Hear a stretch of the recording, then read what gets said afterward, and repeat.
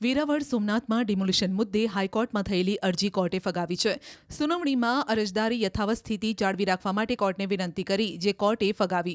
રાજ્ય સરકારે યથાવત સ્થિતિ જાળવી રાખવાની માંગણીનો વિરોધ કર્યો હતો. जो भी अतिक्रमण हटाया गया वो सुप्रीम कोर्ट का ऑर्डर होने के बावजूद कि कोई भी डिमोलिशन बिना कोर्ट की मंजूरी के नहीं होगा, वो उसका वायलेशन किया. हमें जो नोटिस दिया गया, हमारा जो पीटीआर में नाम था, उसको जो निकालने का आदेश हुआ वो सरकार ने बताया कि 27 तारीख को हुआ, जबकि ऑर्डर वो 27 का जो ऑर्डर था वो 30 तारीख को पोस्ट किया गया और उन्होंने 28 तारीख की सुबह को घरों को तोड़ दिया. हमको सुनवाई का मौका तक नहीं दिया, अपील करने का मौका नहीं दिया. तो ये दिखाता है कि किस तरह से प्रशासन ने अपनी ताकत का इस्तेमाल करके मुस्लिम्स का जो कब्रिस्तान था उसको तोड़ा. तो इसके लिए हमारा रिस्टोरेशन हो और स्टेटस को रखा जाए. स्टेटस को के लिए सरकार ने, कोर्ट ने आज क्या कहा है, कोर्ट ने आज क्या ऑर्डर किया? कोर्ट ने हमारी डिमांड के आधार पर पार्शियली ठीक पाया और उन्होंने सरकार को नोटिस जारी किया और उन्होंने कहा कि आप अपनी सूची दीजिए कि कितने स्ट्रक्चर्स को आपने तोड़ा. हमसे भी कहा कि आप अपनी सूची दीजिए कितने स्ट्रक्चर्स आपके टूटे हैं, और स्टे देने से उन्होंने मना किया, तात्कालिक राहत देने से मना किया और नोटिस पर सुनवाई के लिए 24 तारीख मुकर्रर की. ઉલ્લેખનીય છે કે કોર્ટના આ ચુકાદા બાદ સરકાર તરફથી કરાતું કોન્ક્રીટ ફેન્સિંગ ચાલુ રહેશે. ડિમોલિશનની કામગીરી હાલ પૂર્ણ થઈ ચૂકી છે અને આજની તારીખે ફેન્સિંગ પણ થઈ ચૂક્યું છે તેવી ગુજરાત સરકારે રજૂઆત કરી છે. જો કે અન્ય કોઈને પોઝેશન ન અપાય તે માટે સ્ટેટસ કરવું જરૂરી હોવાની અરજદારે રજૂઆત કરી હતી, જેને કોર્ટે ફગાવી છે. સાથે જ સમગ્ર મામલે કોર્ટે સરકારને આદેશ કર્યો છે. કોર્ટના આદેશ મુજબ જે બાંધકામો તોડી પડાયા છે એ તમામ બાંધકામ તથા તેના પ્રકાર અંગેની પૂરતી વિગતો રજૂ કરવાનું કહેવાયું છે. કોર્ટના આ હુકમ મુજબ હાલ સરકાર તરફથી થઈ રહેલ કાર્યવાહી પર કોઈ રોક નહીં લાગે.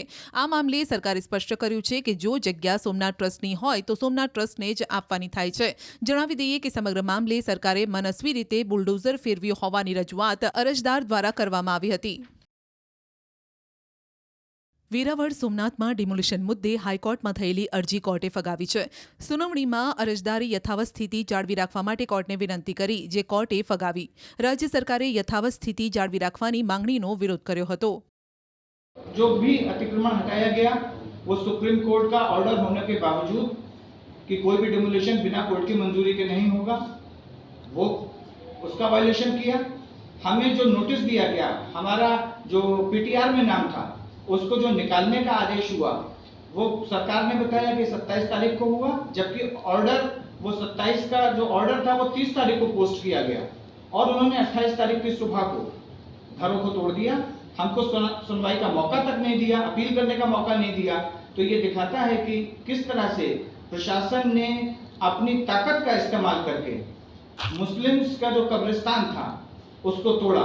तो इसके लिए हमारा रिस्टोरेशन हो और स्टेटस को रखा जाए.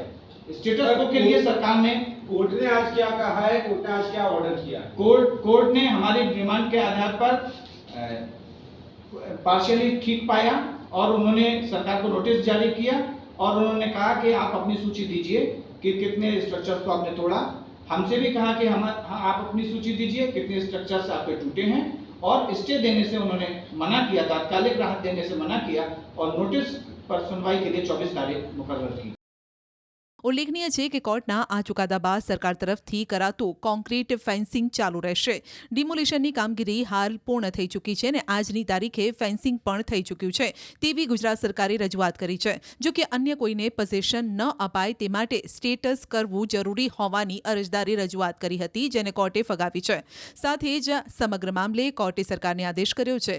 કોર્ટના આદેશ મુજબ જે બાંધકામો તોડી પડાયા છે એ તમામ બાંધકામ તથા તેના પ્રકાર અંગેની પૂરતી વિગતો રજૂ કરવાનું કહેવાયું છે. કોર્ટના આ હુકમ મુજબ હાલ સરકાર તરફથી થઈ રહેલ કાર્યવાહી પર કોઈ રોક નહીં લાગે.